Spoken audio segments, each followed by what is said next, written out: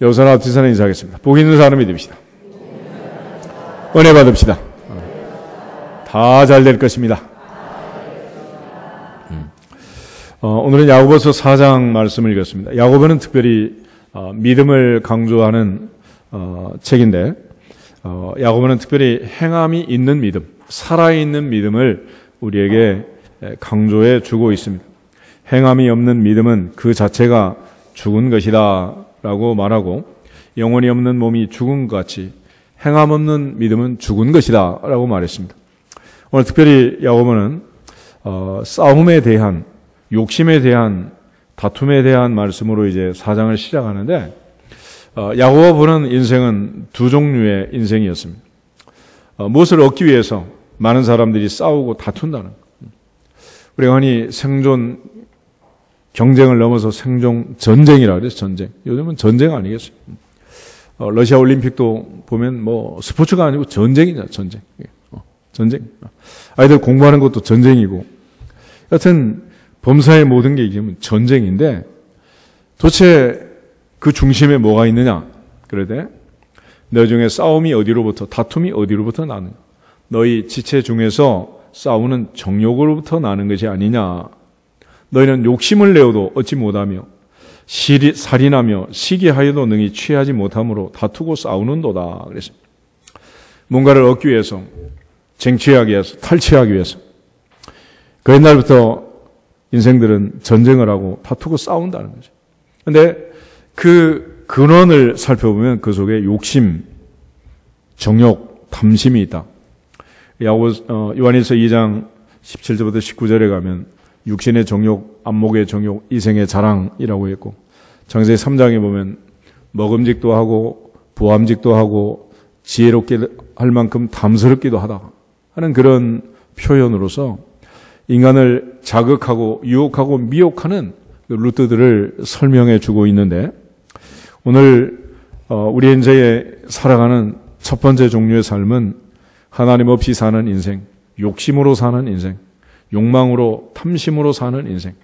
뭔가를 취하기 위해서 끊임없이 추구하고 노력을 하지만은 결국은 얻지 못하고 취하지 못하고 허망한 인생들을 살아가고 있는 많은 사람들을 말하고 있는 것입니다.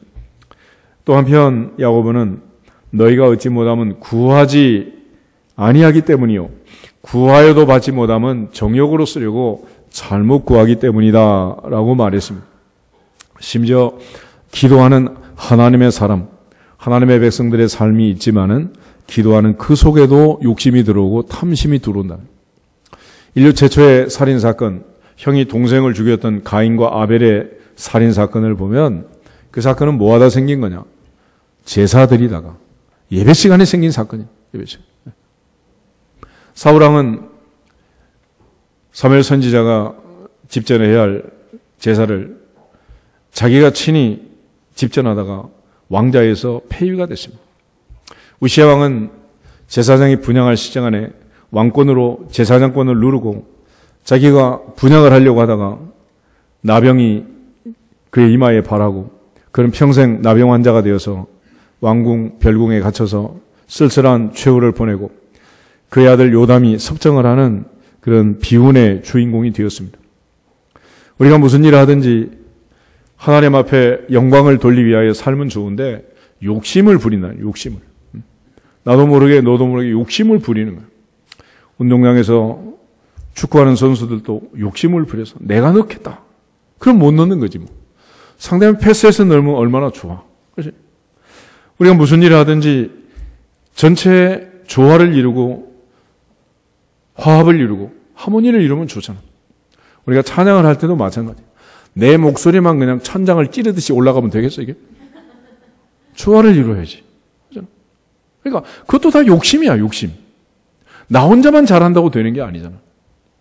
심지어 오늘 야고보는 기도하면서도 우리 마음속에 욕심이 생긴다는. 예수님께서 하셨던 겟세마네 동산의 기도는 그런 의미에서 나의 원대로 마시고 아버지 원대로 하옵소서. 아버지 원대로 하옵소서. 나를 비우고 내 욕심을 내려놓는 그런 삶이었습니다. 그러면 도대체 이 욕심은 어디서부터 이렇게 들어오는 것인가? 야고보서 1장 12절에서 15절을 보겠습니다. 야고보서 1장 12절부터 15절에 있는 말씀. 같이 읽겠습니다. 시험을 참는 자는 복이 있나니 이는 시련을 견디어낸 자가 주께서 자기를 사랑하는 자들에게 약속하신 생명의 면류관을 얻을 것이기 때문이라. 사람이 시험을 받을 때 내가 하나님께 시험을 받는다 하지 말지니 하나님은 악에게 시험을 받지도 아니하시고 친히 아무도 시험하지 아니하시느니라. 오직 각 사람이 시험을 받는 것은 자기 욕심에 끌려 미혹됨이니 욕심이 잉태한 즉 죄를 낳고 죄가 장성한 즉 사망을 낳느니라. 아멘. 여기서 말하는 시험이라는 것은 주기도문에 있는 말씀처럼 오늘도 우리가 시험에 들지 않게 하시고 다만 악에서 구하시옵소서. Lead us not into temptation. 유혹에 빠지지 않게 하시고. 그래서 여기서 말하는 시험은 테스트, 수능 시험이 아니고 유혹이다. 유혹, 미혹. 그러니까 이 미혹을 참는 자가 복이 있고 이 유혹을 이기는 자들에게 하나님이 생명의 면류관을 주시는데 사람이 유혹을 받을 때 하나님께 시험을 받는다, 유혹을 받는다. 그걸 핑계하지 말라는.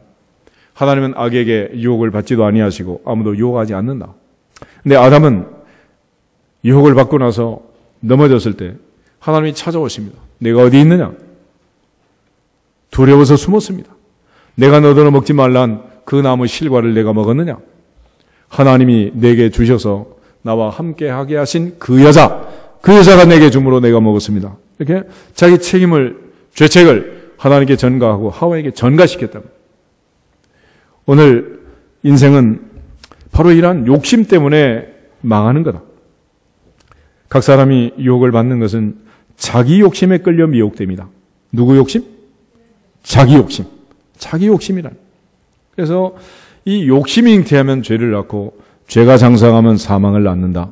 이게 야고보의 경고였습니다.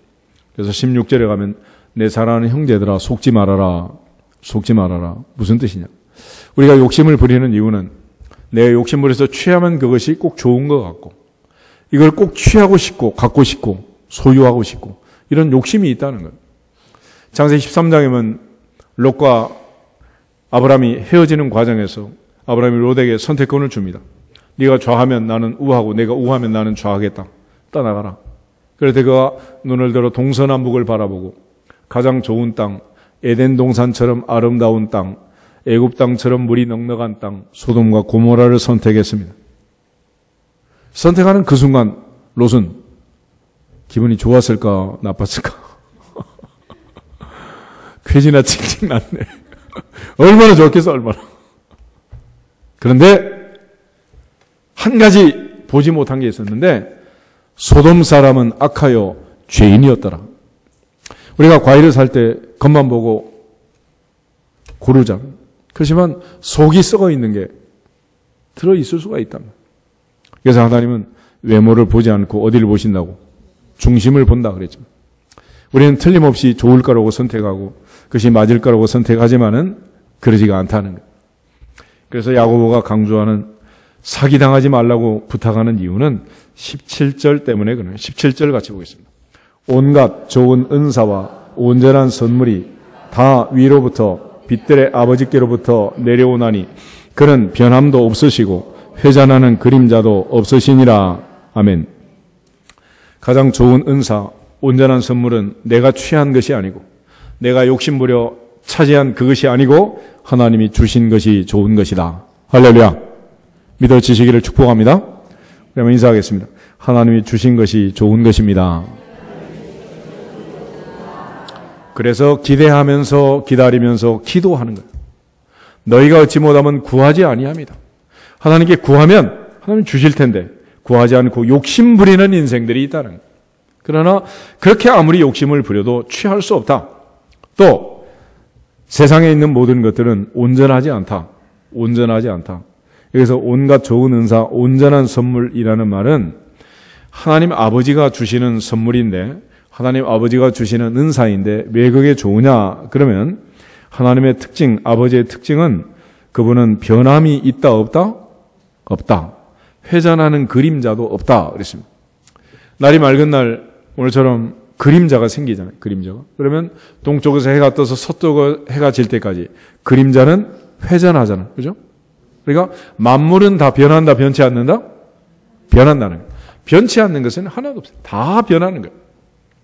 요람에서 무덤까지 우리가 살아가는 인생길에 변치 않는 것은 아무것도 없다. 그래서 날마다 거울을 들여다보고 있으니까 그 얼굴이 그 얼굴 같지만 실상은 변하는 거예요. 중천에 해가 떠 있을 때는 해가 항상 그 자리에 있는 것 같지만은 해가 얼마나 빠른 속도로 지는지, 지구가 얼마나 빠른 속도로 도는지, 그건 이제 석양을 보면 알았어요. 석양.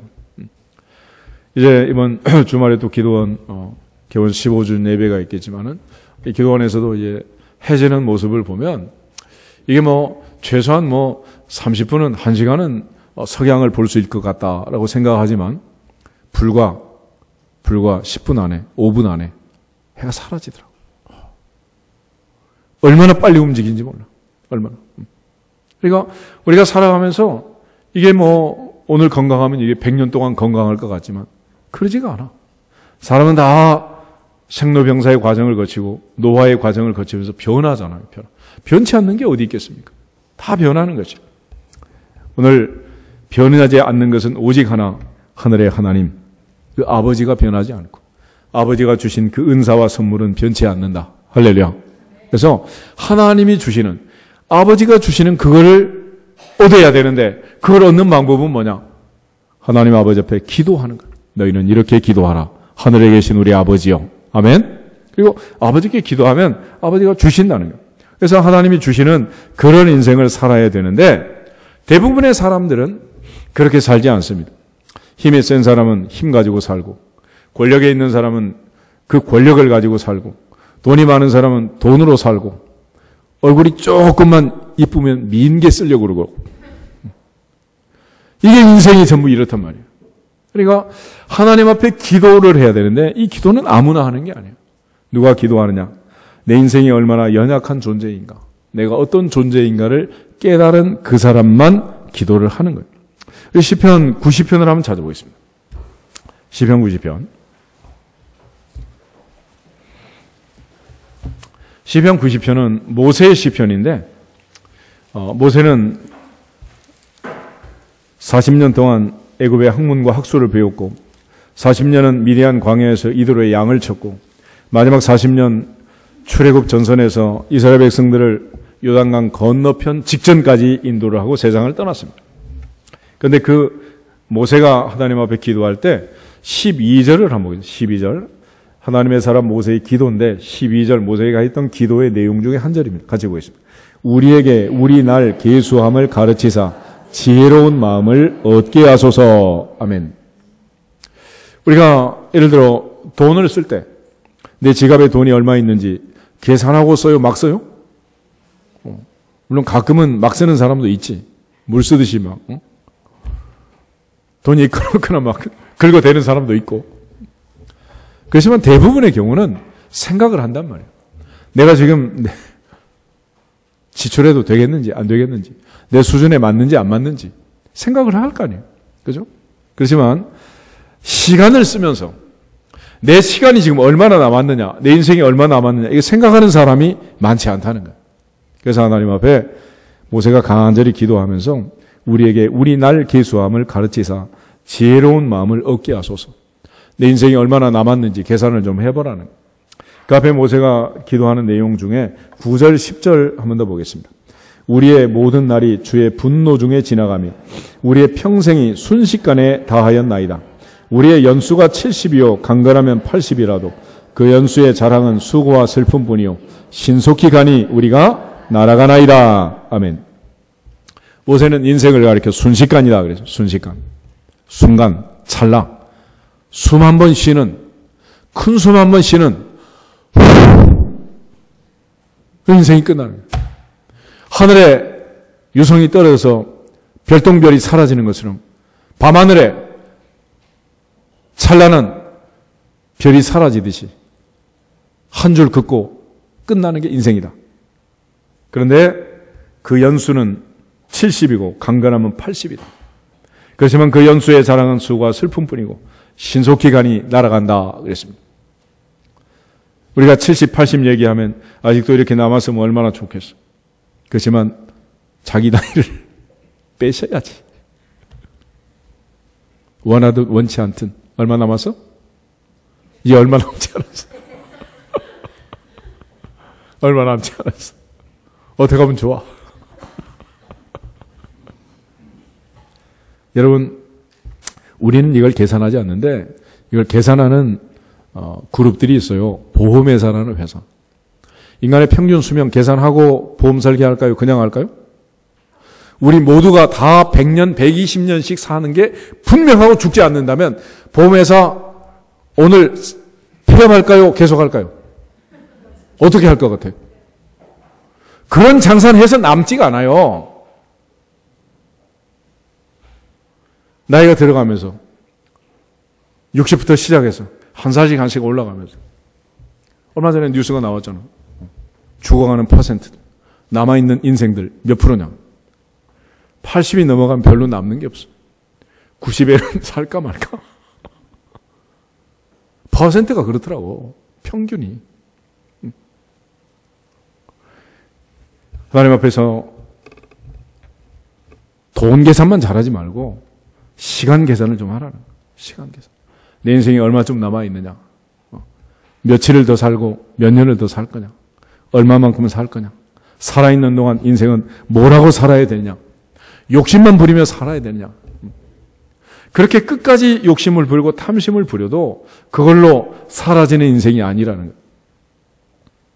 시편 39편을 한번 더 보겠습니다. 시편 39편은 다윗의 시편인데 39편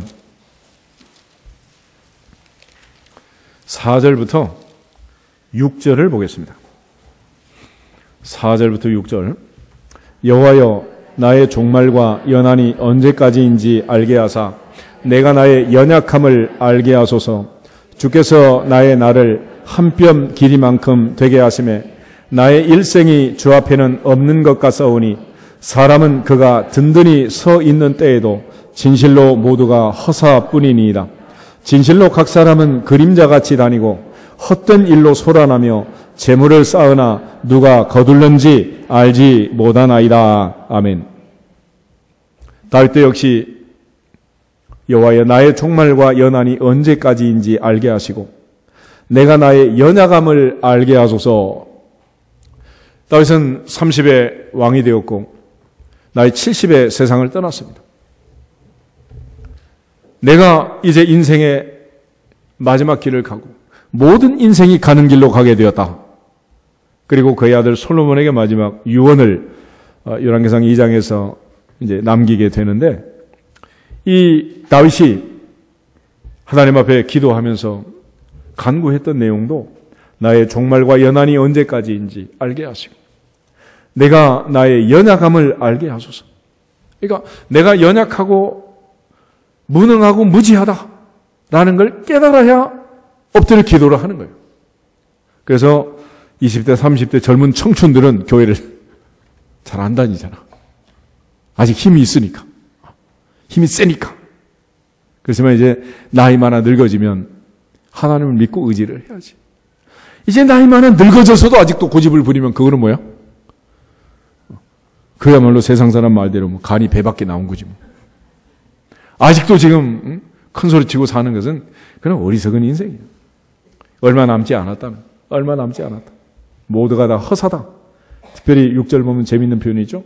진실로 각 사람은 그림자같이 다니고 헛된 일로 소란하며 재물을 쌓으나 누가 거둘는지 알지 못한다. 다윗은 백전백승의 용사였고 대제국을 만든 성군이었고 통일왕국을 이루었습니다. 그 아들 솔로몬이 왕위를 이어 80년의 태평성대를 이루었지만 그의 손자 르호보암 때 가서 남북 왕조가 분열이 되고 열 지파가 떨어져 나가고 나라가 반동강이가 났어. 여러분이 아무리 수고하고 애쓰고 재물을 쌓는다고 해도 누가 거둘는지 알지 못한다. 아들 그리고 아들을 위해서 뭐 아무리 재물을 쌓아봐야 누집 딸인지도 모를 그 딸이 다 누리느니라. 근데 뭘 그렇게 여름에 냉면 한 것도 못 살아 먹고 그냥 맨날 그럴 필요 없는 거예요, 이제. 오늘부터는 자기가 자기를 위해서 좀 쓰세요. 뭐 하는 건 뭐예요, 도대체? 뭐 때문에? 무슨 의미가 있어요, 그게? 이제 살면 뭐 얼마나 살겠어요? 그래서 이러한 연약함을 아는 자만 하나님 앞에 기도한다는 거예요. 시편 103편을 한번 더 보겠습니다. 시편 103편 15절에서 18절. 시편 103편 15절부터 18절이겠습니다. 인생은 그 날이 풀과 같으며 그 영화가 들의 꽃과 같도다. 그것은 바람이 지나가면 없어지나니 그 있던 자리도 다시 알지 못하거니와 여호와의 인자하심은 자기를 경외하는 자에게 영원부터 영원까지 이르며 그의 의인은 자손의 자손에게 이르리니 곧 그의 언약을 지키고 그의 법도를 기억하여 행하는 자에게로다. 아멘. 시편 103편도 다윗의 시편인데 다윗은 한마디로 인생을 표현할 때 15절 인생은 그날이 뭐 같다? 풀 같다. 1년생 풀. 그리고 그 영화가 들의 꽃과 같다. 화무 11원 그러잖아. 아무리 이쁜 꽃도 열을 가는 게 없다는 거예요. 하나님 앞에 여호와의 인자하심을 깨닫고 하나님을 경외하는 자만 영원부터 영원까지 이르고 자손의 자손에게까지 하나님께서 복을 주신다. 그러므로 이 땅에 사는 동안 진정으로 하나님을 섬기고 하나님을 경외하고 나와 내 집은 오직 여호와를 섬기겠노라 고백한 여호수아처럼 신수성가를 이룰 수 있기를 주님의 이름으로 축복합니다. 결과적으로 세상적인 방법으로 인간적인 방법으로 욕심을 부리고 다투고 싸우고 그 많은 재물을 모으려고 애를 쓰지만 요즘 우리나라 재벌들도 보면 그러잖아. 그래서 흔히 부자는 자식은 없고 상속자만 있다. 그런데 많은 그룹들이 대그룹들이 전부 다 형제간에 아버지 죽은 다음에 싸우고 다투고 전부 그러고 있죠. 안 그런 그룹이 어디 있어요? 하나님 앞에서 인생의 연약함을 깨닫고 내가 어떤 존재인가를 알아야 드디어 이제 기도를 하게 되는 거예요. 우리가 잘 아는 삼손이라는 힘센 사람 한 사람 있잖아. 삼손은 20년 동안 사살을 했는데 나귀 턱뼈 하나로 1000명을 죽이고 사자를 찢어 죽이고 기둥을 무너뜨리고 엄청난 일을 했지. 그런데 그 삼손이 하나님께 딱 2번 엎드려 기도를 해요. 언제 했느냐? 자기의 연약함을 깨닫고 이제 끝이구나. 죽게 됐구나. 라는 걸 직감하면서 하나님께 기도하는 거예요. 사사기 15장 한번 찾아보겠습니다. 사사기 15장에 보면 나귀 턱뼈로 1000명을 때려 죽였습니다. 그러고 나서 이제 하나님께 기도를 하는데 14절부터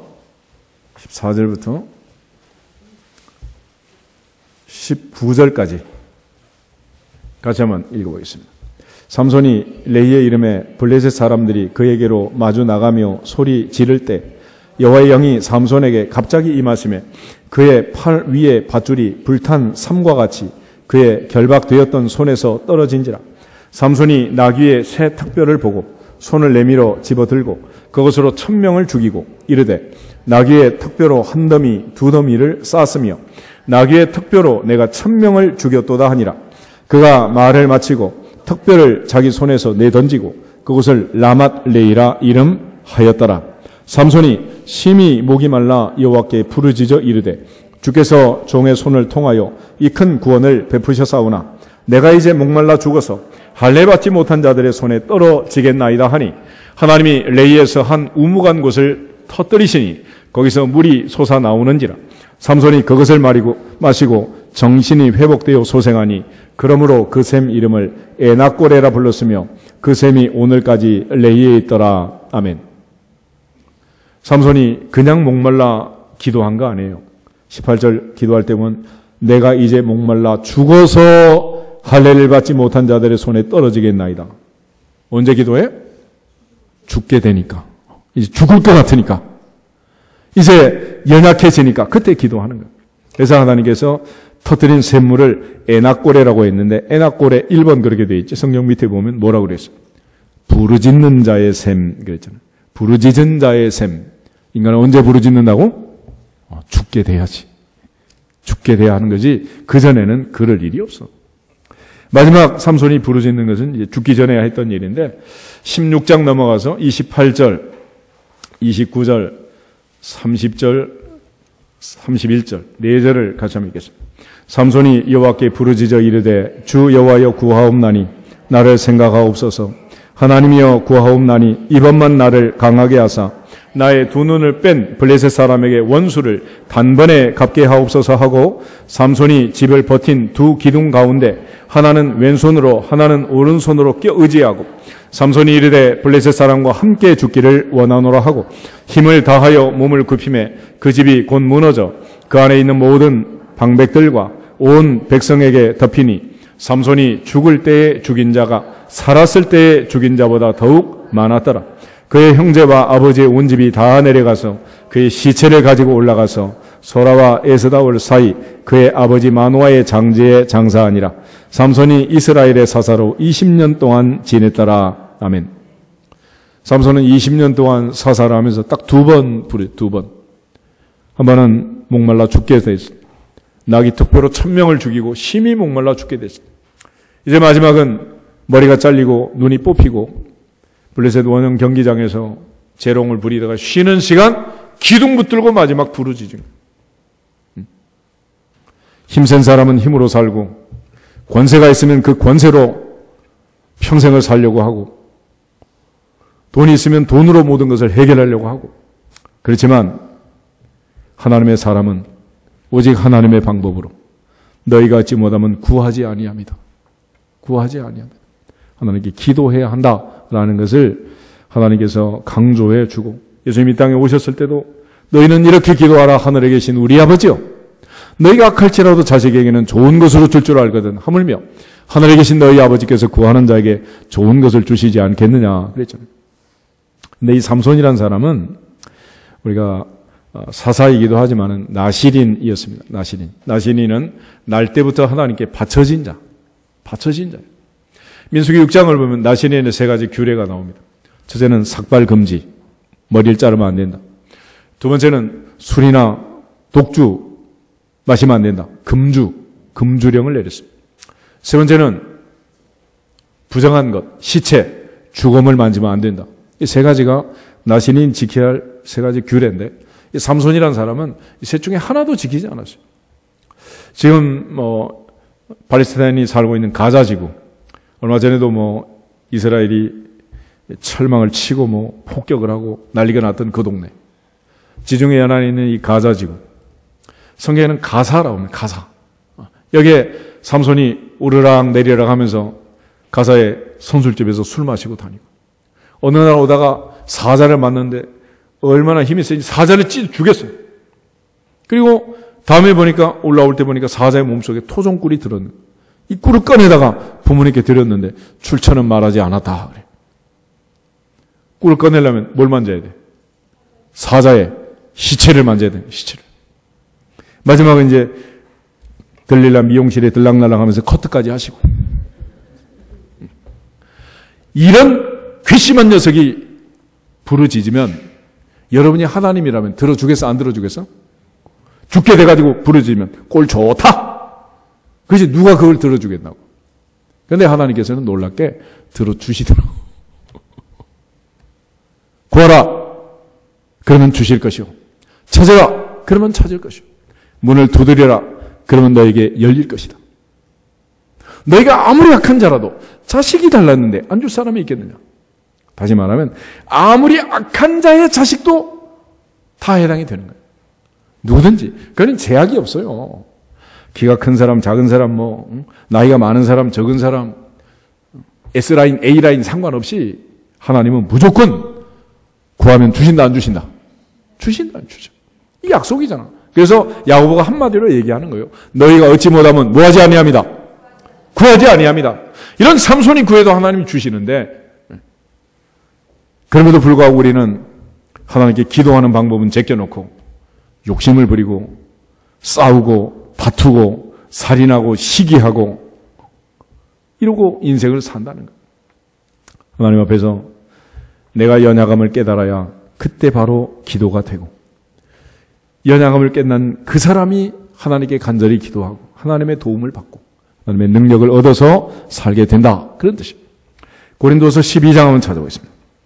고린도서 12장을 보면 사도 바울이 몸에 가시가 있어서 자기의 그 연약함 때문에 하나님께 간절히 기도하는 내용입니다. 사도 바울에게 하나님이 많은 은혜와 은사를 주셔서 아픈 사람 사도 바울의 손수건만 갖다 엎어도 병이 떠나가고 관절염이 낫고 온갖 기사와 표적과 능력이 나타났지만, 바울이 하나님께 기도할 때 하나님 반대로 말씀을 하셨어요. 7절부터 10절을 보겠습니다. 여러 계시를 받은 것이 지극히 크므로 너무 자만하지 않게 하시려고 내 육체에 가시고 사탄의 사자를 주셨으니 이는 나를 쳐서 너무 자만하지 않게 하려 하심이라. 이것이 내게서 떠나가게 하기 위하여 내가 3번 주께 간구하였더니 나에게 이르시기를 내 은혜가 내게 족하도다. 이는 내 능력이 약한 데서 온전하여짐이라 하신지라. 그러므로 도리어 크게 기뻐함으로 나의 여러 약한 것들에 대하여 자랑하리니 이는 그리스도의 능력이 내게 머물게 하려 함이라. 그러므로 내가 그리스도를 위하여 약한 것들과 능력과 궁핍과 박해와 곤고를 기뻐하노니 이는 내가 약한 그때에 강함이라. 아멘. 다시 말하면 약한 자가 기도한다, 강한 자가 기도한다? 약해져야 기도를 한다. 약해져야. 그리고 기도할 때 하나님이 은혜를 주시고 능력을 주신다는, 강해져서 교만해서 기도하지 않고 그러면 능력은 다 떠나간다는.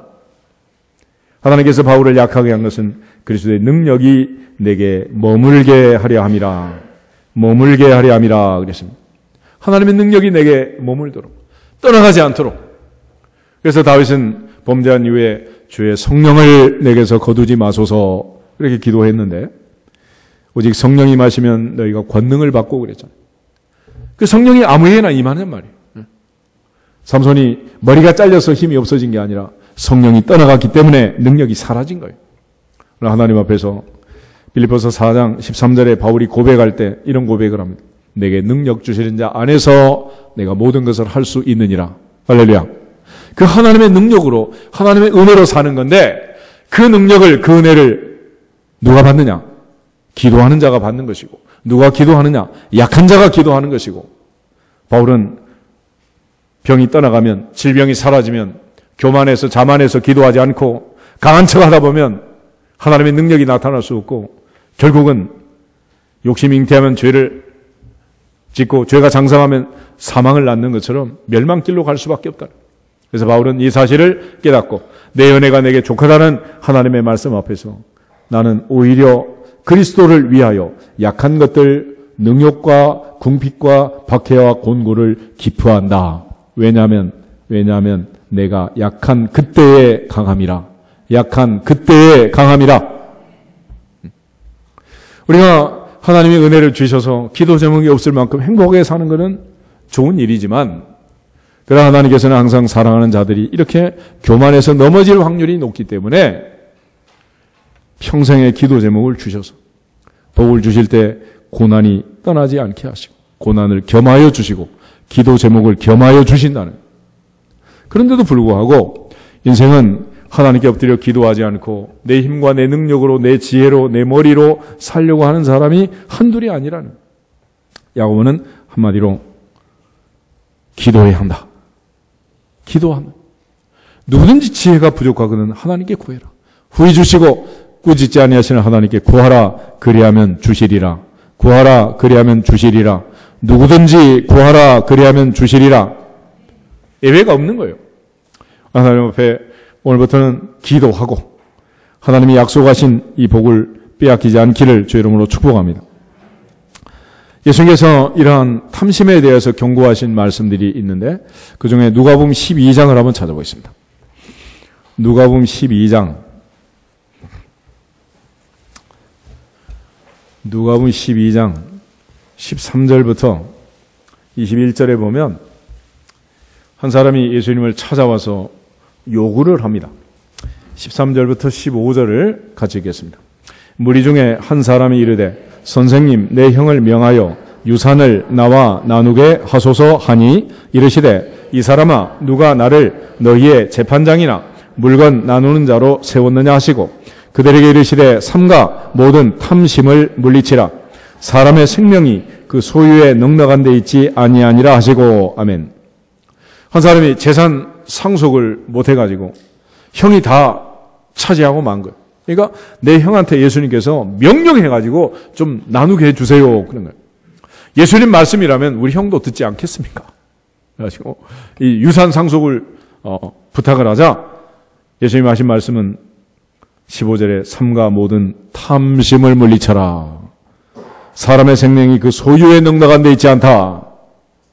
상속을 형이 다 가졌다고 해서 형이 행복한 것도 아니고 상속을 못 받아도 불행한 것도 아니라는. 지금 중요한 것은 유산 상속이 아니다. 유산 상속이 아니다. 라고 얘기를 해요. 그리고 비유로 16절부터 21절에 예수님께서 거기에 대한 설명을 하고 있습니다. 16절부터 21절 계속해서 한번 보겠습니다. 또 비유로 그들에게 말하여 이르시되 한 부자가 그 밭에 소출이 풍성하매 심중에 생각하여 이르되 내가 곡식 쌓아둘 곳이 없으니 어찌할까 하고 또 이르되 내가 이렇게 하리라. 내 곡간을 헐고 더 크게 짓고 내 모든 곡식과 물건을 거기 쌓아두리라. 또 내가 내 영혼에게 이르되 영혼아 여러 해 쓸 물건을 많이 쌓아두었으니 평안히 쉬고 먹고 마시고 즐거워하자 하리라 하되 하나님은 이르시되 어리석은 자여 오늘 밤에 내 영혼을 도로 찾으리니 그러면 내 준비한 것이 누구의 것이 되겠느냐 하셨으니 자기를 위하여 재물을 쌓아두고 하나님께 대하여 부요하지 못한 자가 이와 같으니라. 아멘. 예수님께서 이 어리석은 부자의 비유를 통해서 어리석은 자야 오늘 밤에 너의 영혼을 도로 찾으리니 그러면 내 준비하는 것이 누구의 것이 되겠느냐. 그리고 자기를 위하여 재물을 쌓는 어리석은 이 부자에 대하여 하나님께 대하여 부요한 자가 되라. 하나님께 대하여 부요한 자가 되라. 라고 말씀을 하고 계시는 거예요. 그런데 예수께서 지금 이 부자의 비유를 통해서 주시는 이 말씀 속에 유산 상속을 요구하는 이 사람의 심각한 현실적인 문제가 붙어 있는데 왜 예수님이 이렇게 말씀하시느냐? 그러면 여기서 예수님께서 강조하는 두 가지. 하나는 인생의 우선순위. 뭐가 먼저냐?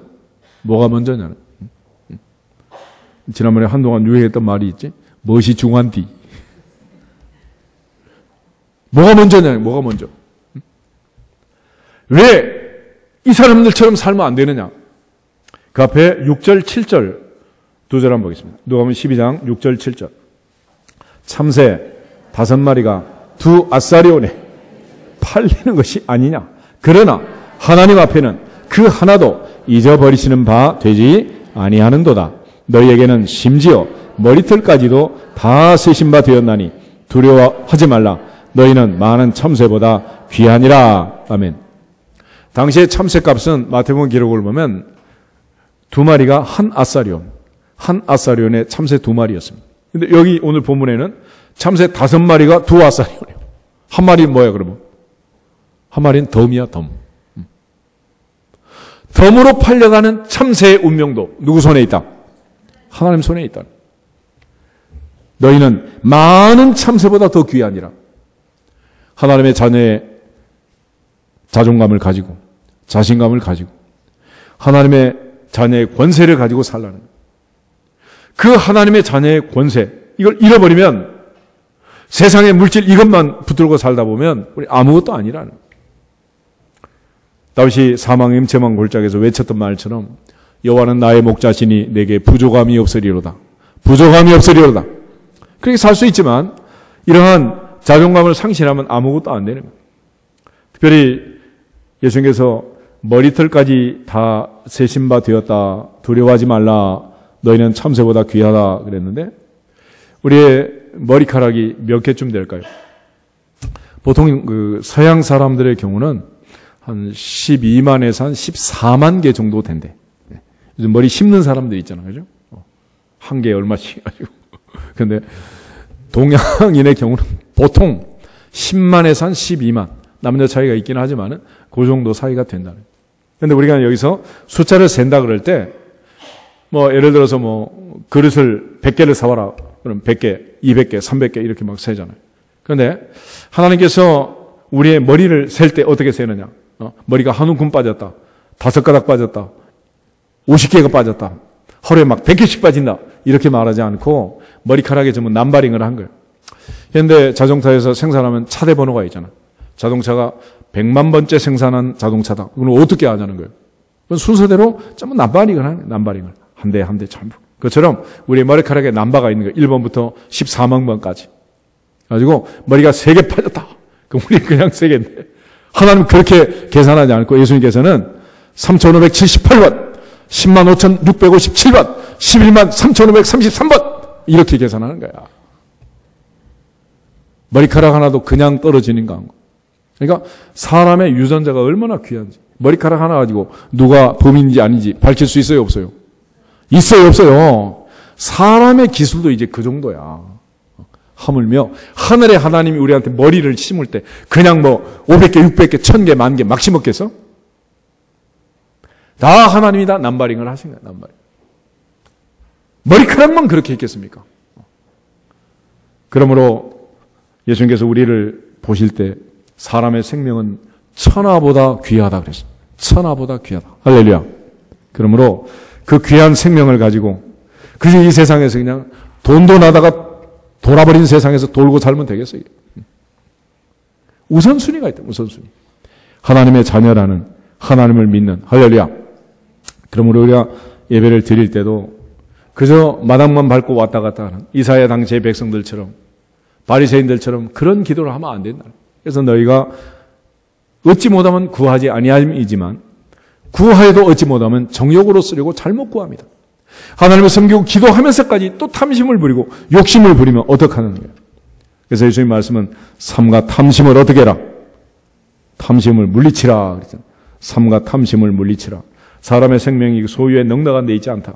그래서 누가복음 12장 15절에 이 탐심이라는 말은 헬라어로 플레오넥시아스라는 말인데 이 말은 두 단어가 합성된 거예요. 하나는 플레온이라는 단어하고 에코라는 동사가 합쳐진 건데 이 플레온이라는 말은 더욱 더 많이 그런 뜻이고 에코라는 동사는 have 동사, 갖는다라는 뜻이에요. 그러니까 더 많이 갖고자 하는 마음, 그게 뭐예요? 탐심, 욕심 이런 거예요. 그러니까 100원 있으면 200원 갖고 싶고 10만 원 있으면 20만 원 갖고 싶고 1000만 원 있으면 2000만 원 갖고 싶고 1억 있으면 2억 갖고 싶고 10억 있으면 20억 갖고 싶고 100억 있으면 200억 갖고 싶고 1000억 있으면 만족할까? 사람의 마음속에 탐심이다. 탐심. 이것이 우리를 힘들고 또 힘들게 만든다는 거예요. 성경에는 부자를 꼭 나쁘다 그렇게 말하지는 않아요. 아브라함도 부자, 이삭도 부자, 야곱도 부자, 다 부자잖아요. 거기다가 또 다윗과 솔로몬은 또 얼마나 부자였어요. 욥은 갑절의 복을 받은 부자였습니다.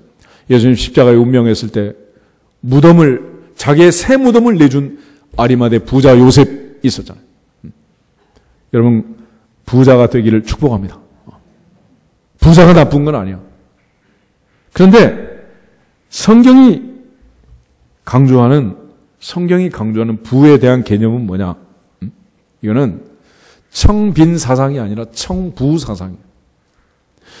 예수 믿으면 구질구질하게 맨날 거지처럼 그냥 이렇게 사는 게 잘 사는 게 아니고 하나님을 섬기되 하나님이 주시는 복을 받아서 1000배, 10,000배, 복배, 100배로 복을 받고 최소한 30배, 60배, 100배. 할렐루야. 하나님 부으신 복을 받아야지. 그래서 아브라함의 이삭이 100배로 복을 받고. 그렇지만 문제는 뭐냐? 그러한 부를 하나님이 주신 이유는 그냥 주는 게 아니고 쌓아두라고 주는 게 아니고 사명이 있느니라. 사명이 있느니라. 예수님께서 종려주일에 입성할 때 어느 집에 가서 주님이 쓰시겠다 라고 하면 줄 거다 그랬잖아요. 그래가지고 나귀 새끼 하나를 끌고 왔잖아요. 주님이 쓰시겠다 그러는데도 나귀 새끼 한 마리도 드리지 못할 정도로 그렇게 덜덜 떨면 부자 될 이유가 있다 없다? 있어요 없어요? 부자 될 이유가 하나도 없는 거예요. 그는 뭐 때문에 부자가 됩니까?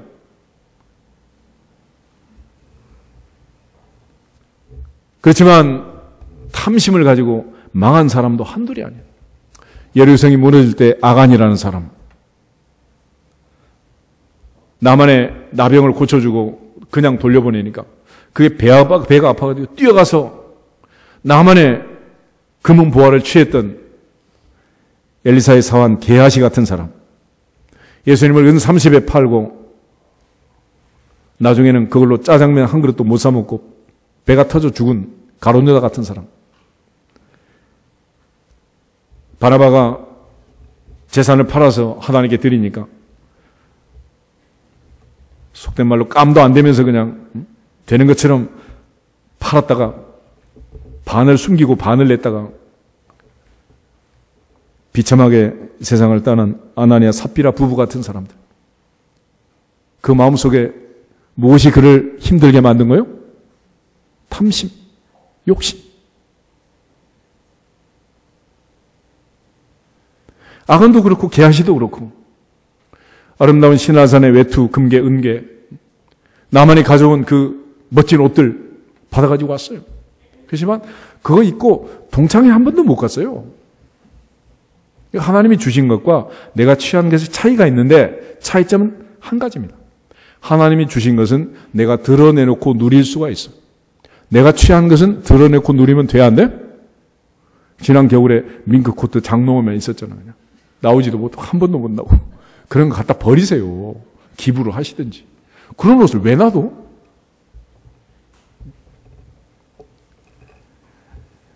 결과적으로 그 탐심을 물리치지 않으면 우리는 기도하면서도 망하고 하나님을 섬기면서도 망하고 예배를 드리면서도 망할 수가 있다는 거예요. 야고보는 오늘 우리에게 다시 얘기합니다. 구하여도 받지 못하면 정욕으로 쓰려고 잘못 구합니다. 예수님께서 겟세마네 동산에서 기도하셨던 것처럼 나의 원대로 마시고 아버지 원대로 가옵소서. 왜 그랬느냐? 예수님이 이 땅에 오신 목적이 있는 거예요. 누가복음 19장을 한번 찾아보시죠. 누가복음 19장 마지막 절, 10절. 누가복음 19장 삭개오 이야기의 마지막 절. 삭개오에게 구원을 선포하고 나서 예수님이 한마디로 이렇게 얘기합니다. 인자가 온 것은 잃어버진 자를 찾아 구원하려 함이니라. 아멘. 예수님이 이 땅에 오신 목적이 있다 없다? 목적이 있다는 목적. 그 목적을 가지고 살라는 거죠. 목적을. 그러니까 목적을 잃어버리면 사는 의미가 없는 거죠. 사도 바울은 주 예수께 받은 사명, 곧 은혜의 복음을 증거하는 일을 마치려 하면은 내 생명을 조금도 귀한 것으로 여기지 않는다. 그리고 그 사명, 그 목적을 위해서 인생을 마지막 날까지 달려가는 거예요. 선한 싸움을 싸우고. 예수님께서는 누가복음 12장에 있는 이 재산 상속을 부탁한 이 사람에게 두 가지를 가르쳐줘. 하나는 인생의 우선순위를 가르쳐주고 또 하나는 인생의 목적이 있다는 거예요. 거기에 몰입해가지고 그것만 추구하다가 인생을 다 망가뜨리는 허송세월하는 사람이 너무 많다는 거죠. 하나님 앞에서 삶의 우선순위를 잘 구별하고 하나님이 이 땅에 우리를 보내신 목적을 깨닫고 사명을 감당할 수 있기를 주님의 이름으로 축복합니다. 흔히 그런 말을 하더라고요. 목사가 뭐냐? 목적 없이 사는 사람. 목사처럼 살지 말자. 전도사는 뭐냐? 전혀 도움이 안 되는 사람.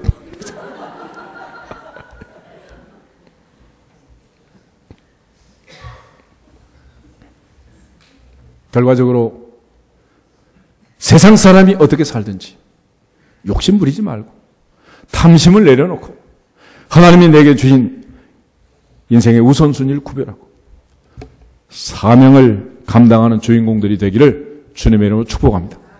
여호선 앞뒤에서 인사하고 우리 기도하겠습니다. 사명을 감당하고 삽시다.